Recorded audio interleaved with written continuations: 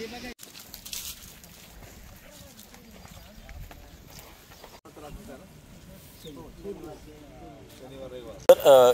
2-3 दिवसापूर्वी जो पाऊस झाला आहे त्या पावसामध्ये शेतकऱ्यांचे अंतर्गत नुकसान झाले, या संदर्भात आपण काय सांगाल?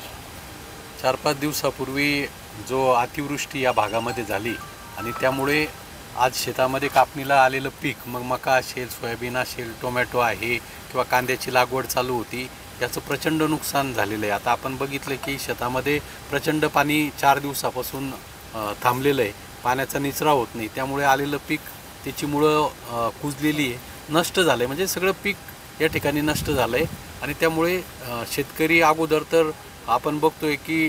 या भागामध्ये मोठ्या प्रमाणावर कांद्याचं पीक होतं आहे। आता उन्हाळा कांद्याला तो कुठल्याच प्रकारचा भाव नाही, शेतकरी हवालदिल झाला, म्हणजे आसमानी सुलतानी संकटांनी कहर केला आहे, शेतकरी अत्यंत वाईट परिस्थितीमध्ये। आणि म्हणून याचे पंचनामे व्हावे, आज या ठिकाणी तहसीलदार साहेब आहेत, सर्वच मान्यवर मंडळी यांच्या उपस्थितीमध्ये सगळी पाहणी करून पंचनामे कसे होतील आणि शेतकऱ्याला जास्तीत जास्त मदत कशी मिळेल हा प्रयत्न आहे। आणि त्याचबरोबर आपण बघितलं की मागच्या काळामध्ये शेतकरी मोर्चा आंदोलन झालं, यातून जिल्ह्यामध्ये ओला दुष्काळ जाहीर करावा आणि शेतकऱ्यांना कर्जमाफीची जी मागील काळामध्ये निवडणुकीत जी घोषणा केली होती त्याची अंमलबजावणी सरकारने करावी, ही भावना शेतकऱ्यांच्या वतीने सगळी आपल्या सगळ्यांची आहे। आपल्या स्तरावर शासकीय अधिकाऱ्यांना पंचनाम्याचे आदेश केला?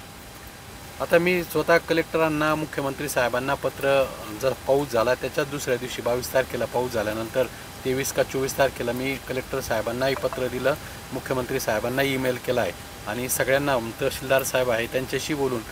शेतकऱ्यांचे पंचनामे करा, कारण शेतकऱ्यांना कुठेतरी दिलासा या माध्यमातून सरकारकडून भरपाई मिळाली तर शेतकरी थोडाफार प्रमाणात सावरू शकेल आणि म्हणून लवकर पंचनामे करावे आणि जास्तीत जास्त मदत शेतकऱ्यांना दिली पाहिजे, ही भूमिका